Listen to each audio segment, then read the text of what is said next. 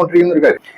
ഈ കൃത്യമായിട്ട് CIBIL score നോക്കി ചെയ്യുന്ന ധനകാര്യ സ്ഥാപനങ്ങൾ അല്ലെങ്കിൽ ബാങ്കുകൾ ഒരു കാരണവശാലും ഈ ക്രെഡിറ്റ് സ്കോർ കുറഞ്ഞ ആളുകൾക്ക് ലോൺ കൊടുക്കില്ല. അത് പറഞ്ഞിട്ട് കാര്യമില്ല. അത് ഇന്ത്യ ഗവൺമെന്റിന്റെ ഒരു നിയമപരമായിട്ടുള്ള കാര്യമാണ്. അത് എടുത്ത് മാറ്റാൻ പറ്റില്ല. മാറ്റി കഴിഞ്ഞാൽ എല്ലാവരും ലോൺ എടുത്ത് തിരിച്ചടയ്ക്കാതിരുന്നു കഴിഞ്ഞാൽ ഇയാൾ തിരിച്ചടയ്ക്കാത്ത ആളാണോ അല്ലേ എന്നുള്ളത് മനസ്സിലാക്കാനുള്ള ഒരു സംവിധാനം അവിടെ ഇല്ല. അതിനു വേണ്ടിയിട്ടാണ് നമ്മുടെ പാൻ കാർഡ്, നമ്മുടെ ആധാർ കാർഡ് ഇതെല്ലാം എല്ലാമായിട്ട് ലിങ്ക് ചെയ്ത് പോയിക്കൊണ്ടിരിക്കുന്നത്. കൂടുതലും സിബിൽ സ്കോറിൽ ഇപ്പോൾ പുതിയ ജനറേഷനിലുള്ള ആളുകൾക്ക് സിബിൽ സ്കോർ വീഴ്ച വന്നുകൊണ്ടിരിക്കുന്നത് പലപ്പോഴും കാണുന്നത്, അതായത് അവര് ഈ ആമസോണിൽ നിന്ന് അല്ലെങ്കിൽ ഫ്ലിപ്കാർട്ടിൽ നിന്നൊക്കെ മൊബൈൽ ഫോണോ അല്ലെങ്കിൽ അതുപോലെ ഗാഡ്ജറ്റുകൾ, വില കൂടിയ സാധനങ്ങളൊക്കെ ഓൺലൈനിലൂടെ ബൈ ചെയ്യും. ഇത് ബൈ ചെയ്യുമ്പോൾ സ്വാഭാവികമായിട്ടും EMI മേടിക്കുക. ഇങ്ങനെ EMI മേടിച്ച് അത് കൃത്യമായിട്ട് EMI അടയ്ക്കാതെ ആവുമ്പോൾ, അത് ഇവിടുത്തെ വലിയ ഫൈനാൻസിങ് സ്ഥാപനങ്ങളിലാണ് ഈ EMI കൊടുക്കുന്നത്. അവിടെ നിങ്ങൾ കൃത്യമായിട്ട് നിങ്ങളുടെ കടം തിരിച്ചടയ്ക്കാതെ നിന്ന് കഴിഞ്ഞാൽ ഇതേപോലെ ഇത് സിബിൽ സ്കോറിലേക്ക് പോകും.